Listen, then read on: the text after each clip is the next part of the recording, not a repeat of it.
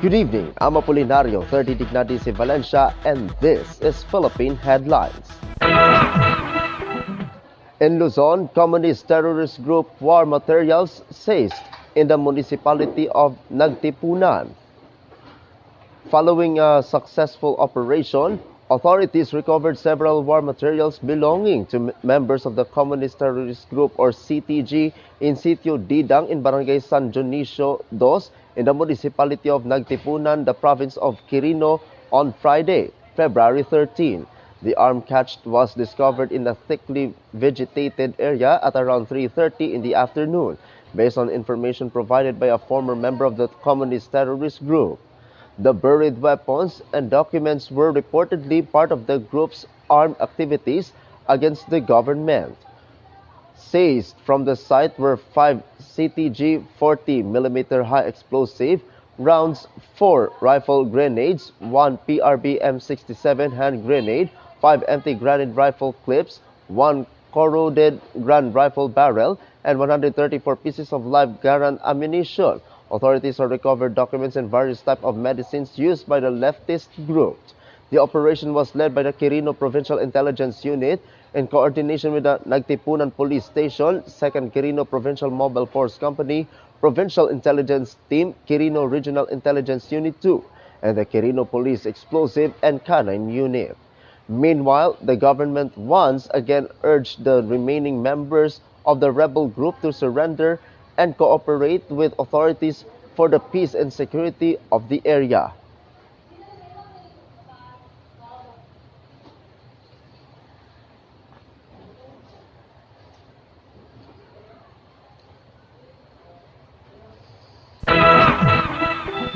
In Visayas, the student nurse steps up to aid man in need. When a man suddenly collapsed by the roadside in Barangay Tabok in the city of Mandaue, the province of Cebu, on the evening of February 11, third-year student nurse Jem Criza Pareño did not hesitate to step forward and provide assistance. In a Facebook post, her sister Jessa Mariela expressed her pride in Criza's quick response. Without hesitation, she took out her blood pressure apparatus and kit and assessed him to determine what help he needed. She wrote, "In that moment, her focus was clear. She said, what was on the mind at that time, sir, was simply to help relieve his pain, even if only through proper positioning." She recalled that the man had been driving, but according to him, he suddenly lost sensation and movement in his right leg, which caused him to collapse. As bystanders gathered and other alerted medical personnel, she stayed by his side until the responders arrived. Wherever care is needed, compassionate individuals answered the call. Faced with an emergency, Pareño and student nurse trusted that helping was the right thing to do.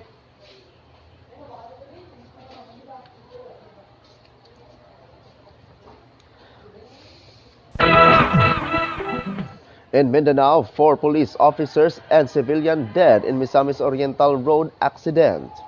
5 people were confirmed dead, 4 of them police officers, after their patrol pickup truck plunged into a deep ravine in the barangay Napangan in the municipality of Don Victoriano, the province of Misamis Occidental on Friday afternoon, February 13. According to the initial report of the Don Victoriano Municipal Police Station, one of the 5 fatalities was the employee of the Provincial Tourism Office of Misamis Occidental, who was also on board the pickup truck involved in the accident. The accident victims were part of the convoy of organizers of a national beauty pageant, in which Misamis Occidental is included among the provinces to be visited by the candidates. The police pickup truck has come from Lake Duminagat, a location in Misamis Occidental. The police officer driving the vehicle reportedly lost control, causing it to veer off the road and roll several times as it plunged into a deep ravine along the highway.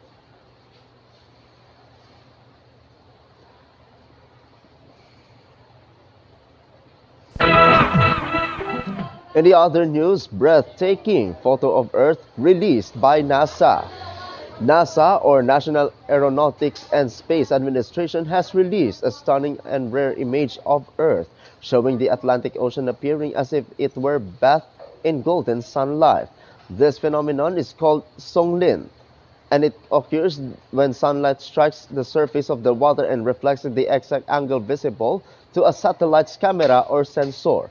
Although sunlight can obscure some details, such as the ocean's true color and the presence of phytoplankton, it also provides unique scientific opportunities. Through its effect, scientists can more easily detect oil spills.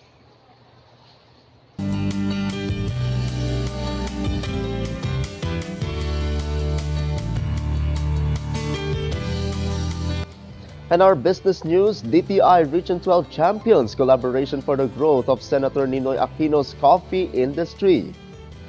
The Department of Trade and Industry, or DTI Region 12, demonstrated its strong support for the local coffee industry as it took part in the first Senator Ninoy Aquino Coffee Summit held on February 9, 2026 in the province of Sultan Kudarat.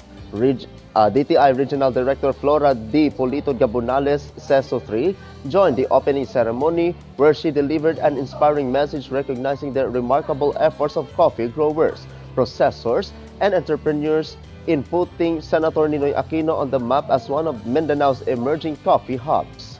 In her address, Polito Gabonales acknowledged the dedication of the men and women behind the Senator Ninoy Aquino Coffee, calling them innovators who continue to add values to the region's thriving coffee and culture.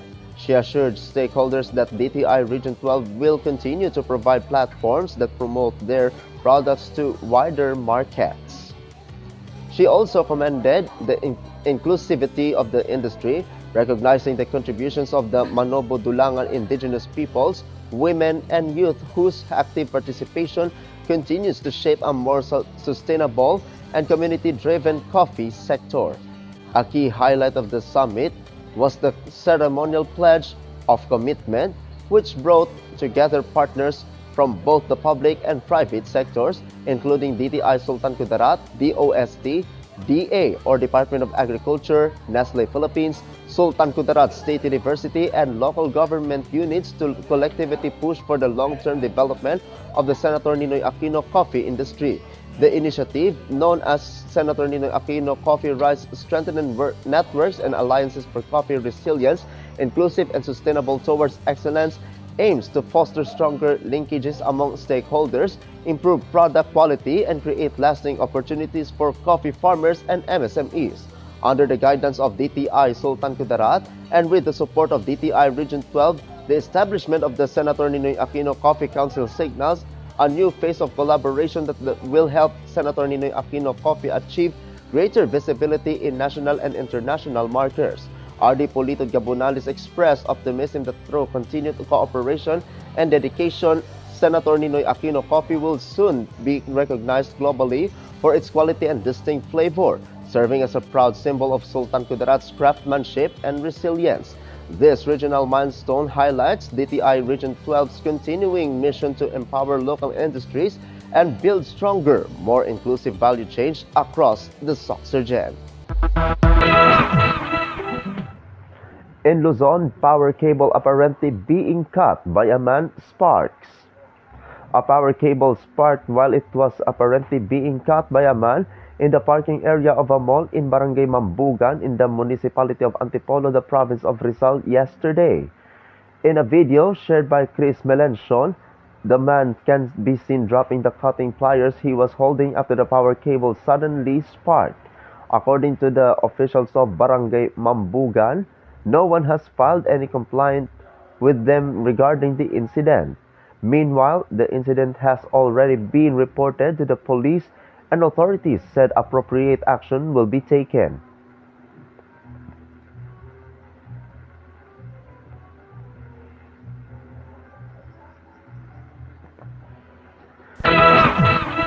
In Visayas, 80 houses totally gutted, 3 partially damaged in fire in the Benedicto in the municipality of Haro. The number of houses affected by the fire in Barangay Benedicto in the municipality of Haro, the province of Iloilo, has risen to 83 based on data as of 10 p.m. A total of 106 families or 366 individuals were affected. Of this number, 70 families are currently staying in the evacuation center, 18 are taking shelter at the chapel, and another 18 are staying with their relatives.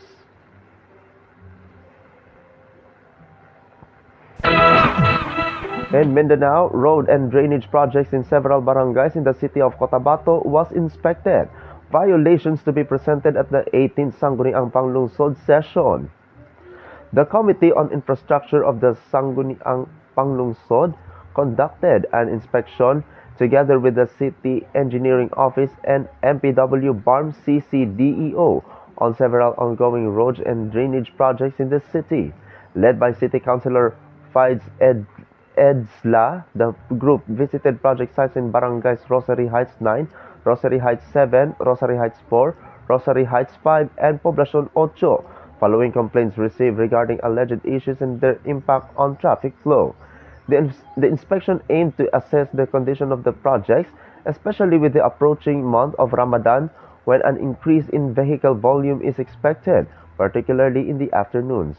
Representatives from the City Engineering Office and MPW BARM CCDO examined the actual situation on site to identify the primary causes on traffic congestion.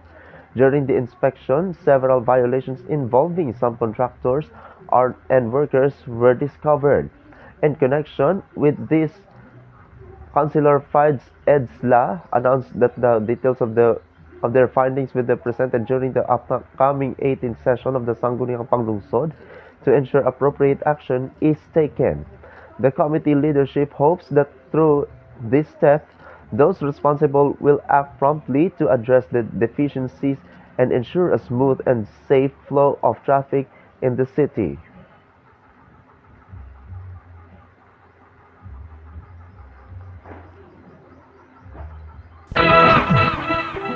In the other news, the Chinese New Year was celebrated today. The streets of Binondo and around Jones Bridge were filled with revelers ahead of Lunar New Year 2026. A fireworks and drone show organized by the Manila Public Information Office lit up the night sky as part of the annual celebration. Prior to the festivities, Manila Mayor Francisco Isko Moreno Domagoso and Filipino-Chinese leaders met at Jones Bridge to discuss initiatives aimed at boosting commerce and tourism.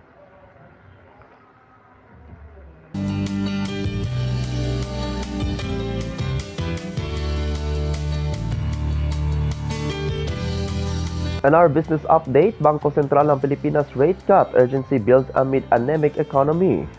The Bangko Sentral ng Pilipinas or BSP is widely expected to cut interest rates again later this week, taking advantage of low inflation to support an economy still reeling from the high-profile corruption scandal.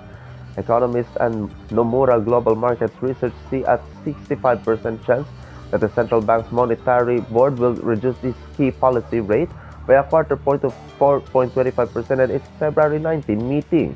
Nomura assigned a 35% probability that the board would hold rates steady to see how the previous cuts play at the broader economy. All 13 economists polled by last week held the same view, citing the need to bolster domestic growth momentum following disruptions linked to an expansive anti-corruption crackdown. If realized, another cut will bring cumulative reduction since the easing cycle began in August 2024 to 2.25 percentage points. The weak autumn drainage, the average growth in 2025 to 4.4%, missing the government's 5.5% to 6.5% target. Meanwhile, consumer prices rose 2% in the January from the year earlier, ending 10 consecutive months of reading below the central bank's 2.4% target range. Bangko Sentral ng Pilipinas Governor Eli Remolona Jr. has said he would only worry if the inflation settled above 3%. Throughout the ongoing campaign to support growth, the Monetary Board paused only once, holding rates steady at its February 13 meeting last year. Given that the interest rate cuts typically work with a lag, Nicolas Antonio Mapa, chief economist at Metrobank, said it would make sense to deploy support sooner rather than later, and while inflation remained target consistent. In Luzon, man dies while attempting to steal electric cables. A man died after being electrocuted while attempting to steal electric cables in Barangay San Isidro, the city of Parañaque last Sunday, February 15. According to responding police officers, the 39-year-old suspect was caught in the act of cutting cables from a utility pole of Meralco before he was electrocuted early in the morning. The suspect died after suffering electrocution and sustaining severe injuries to his body. The incident caused a circuit trip, but there was no prolonged interruption of electricity service for Meralco customers. Meralco reiterated its warning that stealing, selling, and buying electric cables and other equipment used for power distribution is extremely dangerous and illegal.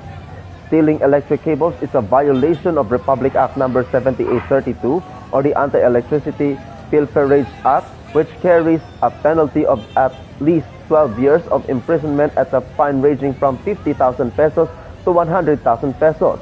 Those who purchase stolen cables may also be held liable under the anti-fencing law and face imprisonment.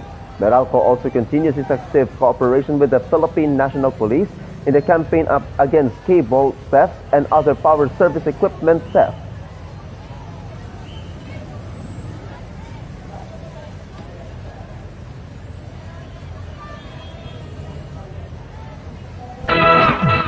In Visayas, the local government of Abuyog in the province of Leyte has united in opposing the planned mining activities in their area. The Abuyog local government firmly stated that it will not allow any mining operations within its jurisdiction. Councilor Randolfo Cabias said the entire Sangguniang Bayan and the mayor are united against the exploration plan of Strongbuild Mining Corporation.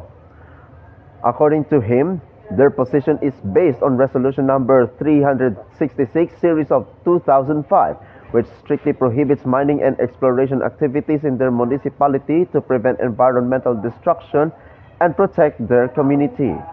They were surprised to learn that their municipality was included in a mining permit sharing agreement issued by the Mines and Geosciences Bureau or MGB. Cabias added that there was no consultation or consent from their side before Abuyog was included in the said plan. They also emphasized that they have not granted permission to any individual or company to conduct mining in their area due to its significant impact not only on the environment but also on the livelihood of residents. Because of this, they passed Resolution Number 1112 Series of 2026 to further strengthen their opposition to any mining operations and declared Strongbuild Mining Corporation as persona non grata.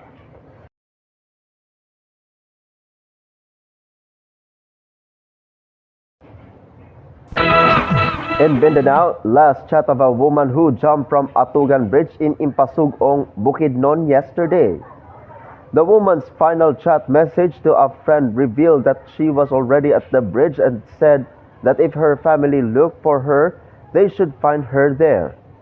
Authorities confirmed that a 28-year-old woman, identified as Claudine Gantao Putis, died after jumping from the said bridge due to depression. A video of the incident was also captured by one of the witnesses.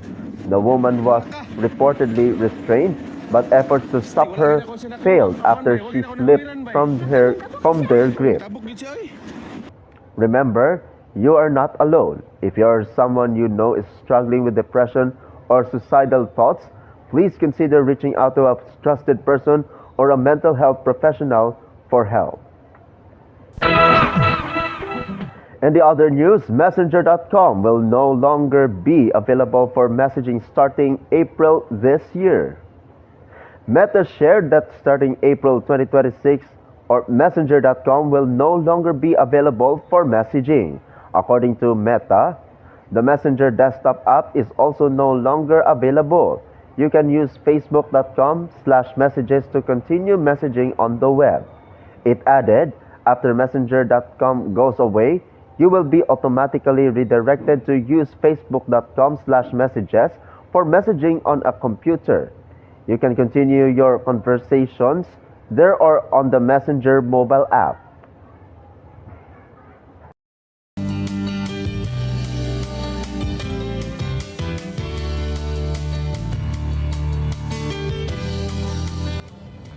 And our business update, first edition of Dr. Jose Rizal's El Filibusterismo sold for 21 million pesos at auction. The first edition copy of national hero Dr. Jose Rizal's novel El Filibusterismo just made history as the most expensive book ever sold in the country. Leon Gallery announced that the book was sold for 21 million pesos at the 2026 Asian Cultural Council auction in Makati from its starting price of 5 million pesos. The rare copy was signed by Rizal himself and includes an inscription to his friend Dr. Trinidad H. Pardo El Tavera. El Filibusterismo is the second novel written by Dr. Jose Rizal after No Limit Tangere. It continues the story of Crisostomo Ibarra, who now goes by the name of Simon as he plots a revolution against Spanish colonial rule in the Philippines. In Luzon, Iselco 1 or Isabela Electric Cooperative 1 coordinates with the PNP and other electric cooperatives due to threats against disconnection crews.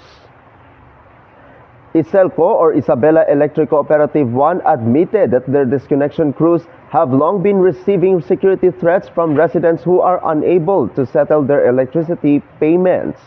According to April Joy Agsundo of the Cooperative Communication and Social Market Office of Iselco 1, they have intensified their notifications to members who are at risk of disconnection by issuing reminders through electricity bills, giving them 9 days to pay their balances.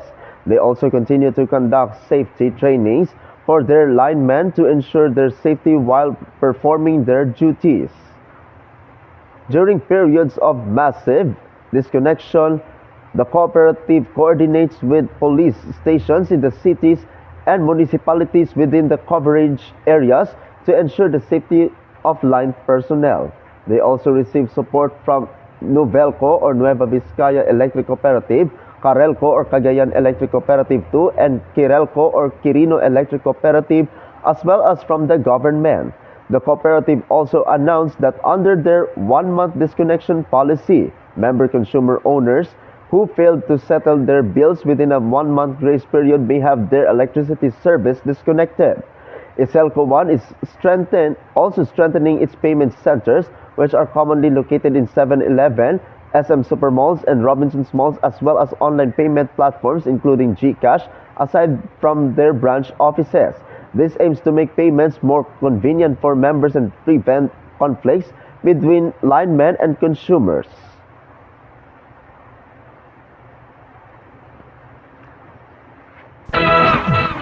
In Visayas, 1 house destroyed, another damaged, 1 injured in a fire in Barangay Tisa.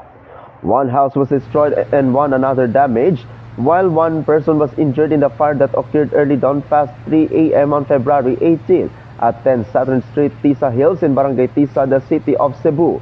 The Cebu City Fire Office received the fire alarm at 3:11 a.m. today. Firefighters quickly responded at 3:19 a.m. and the fire was immediately raised to first alarm. 16 minutes later, the fire was declared under control. Based on the investigation of the Cebu City Fire Office, the fire started at the residence of Nino Nemenyo, which resulted in damage to another nearby house. The Cebu City Fire Office is still investigating the cause of the fire. Meanwhile, Marvin Gacco, 27 years old, was injured and sustained first-degree burns on his right foot. 2 families, or a total of 10 individuals, were left homeless after their houses were burned. At 3:44 a.m., responding firefighters declared the fire fully extinguished. Damage to property was estimated at 375,000 pesos. In Mindanao, fire recorded in Barangay Awang in the municipality of Datu Odin Sinsuat. The incident occurred at around 12 midnight in Sitio Corbada in Barangay Awang in the municipality of Datu Odin Sinsuat, the province of Maguindanao del Norte. 2 pawn shop establishments were completely destroyed by the fire, while several nearby stores were also affected. At least 5 fire trucks immediately responded, most of them from the Cotabato City Fire Station, to extinguish the blaze and prevent it from spreading to other establishments. Authorities are currently continuing their investigations to determine the cause of the incident. No fatalities or serious injuries were reported, according to the initial report. In the other news, largest species of the sea turtle in the world spotted in the city of Mati. A rare sighting was recorded along the shoreline in the city of Mati, the province of Davao Oriental, after a fisherman captured video of a massive leatherback sea turtle. The species recognized as the largest sea turtles in the world.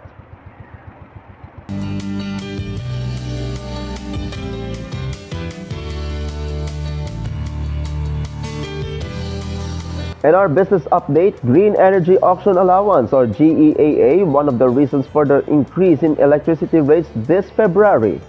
Isabela Electric Cooperative once shared that one of the reasons for the increase in electricity rates this February this year is the imposition of the Green Energy Auction Allowance or GEAA. According to April Joy Agsundo, Cooperative Communication and Social Marketing Officer of Salakot, said that one of the factors behind the higher electricity rates this month of the GEAA issued by the Energy Regulatory Commission, which was implemented starting in the 2026 billing period. She explained that this can be seen in the electric bills this month and in the coming months as support for the government's renewable energy projects, with the funds being allocated to the GEAA fund of the country. Aside from this, there was also an increase in the generation charge paid to power suppliers, including the wholesale electricity spot markets or WESM. There were also increases in the charges from the National Grid Corporation of the Philippines or NGCP, adjustment allowance by the ERC for the Under Recovery Fund, and the increase in the universal charge. Iselco One clarified that these charges are not income for the cooperative, as they are also paid by their office in the mentioned companies that support their corporations. They added that further adjustments in the electricity rates are expected in the coming months, especially with the approaching hot and dry season expected to begin in March.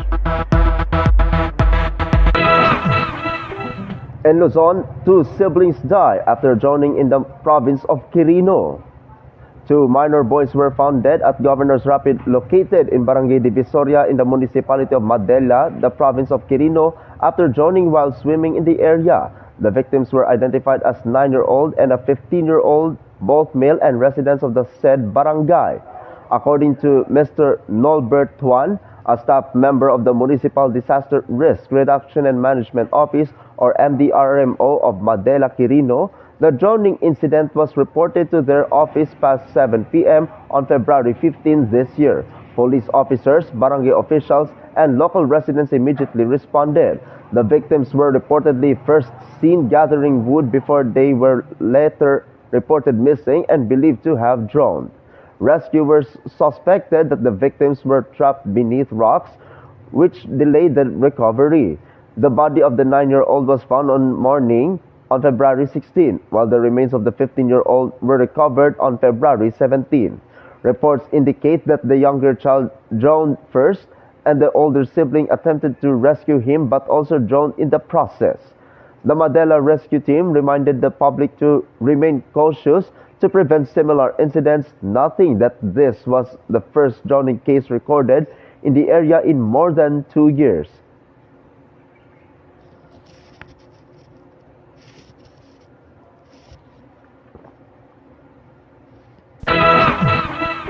In Visayas, front section of Archdiocesan Shrine of Santa Rosa de Lima Church collapses was already cleaned. The clearing of debris from the front portion of the Archdiocesan Shrine of Santa Rosa de Lima in the town of Daan Bantayan is nearing completion after its facade collapsed during the magnitude 6.9 earthquake that struck northern Cebu last year. The image of San Isidro Labrador, located at the front of the church, was recovered intact. Except for minor damage, other decorative blocks and church ornaments was also found beneath the debris following the earthquake.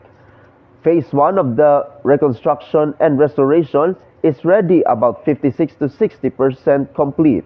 The clearing of damaged sections on the sides of the church will follow once the debris from the collapsed facade has been fully removed. Phase 2 will include the initial assessment and planning for the church's restoration, which is set to begin in the coming months through the National Historical Commission of the Philippines or NHCP.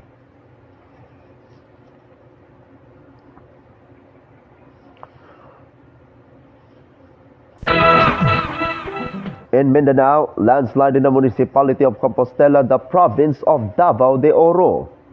The photos shows the landslide that occurred along the road in Purok 23 in Barangay Ngan, the municipality of Compostela, the province of Davao de Oro, due to inclement weather on Thursday afternoon, February 19.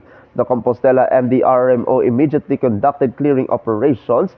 The road is now passable to motorists after the debris that blocked the way was cleared. In a separate incident, a large tree also fell in Purok 4 in Barangay Panansalan, which was quickly removed through the joint efforts of military personnel and residents.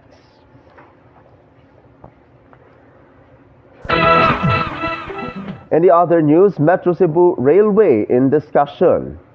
The proposed Metro Cebu Urban Mass Rapid Transit is among the Department of Transportation's infrastructure plans for the year, shared Transport Secretary Giovanni Lopez.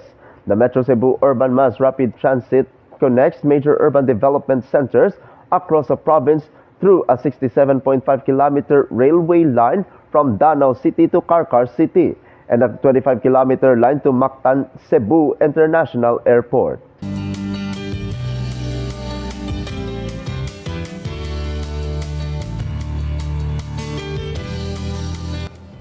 And our business update, the 4th Sansribal branch in the city of Cebu. The Sansribal Cakes and Pastries, home of Dumaguete's iconic Silvanas and known for its cherished family heritage recipes, officially opens its 4th Cebu branch today at 61 Carlock Street in San Nicolas. The beloved brand now brings its signature desserts and full dine-in experience closer to Cebuano communities in the South District. And that is Philippine Headlines this Friday, February 20, 2026. I'm Apolinario Sardinicadi si Valencia, and this is Salakot Online Broadcasting Network. Happy weekend, good night Philippines, amping kasadya.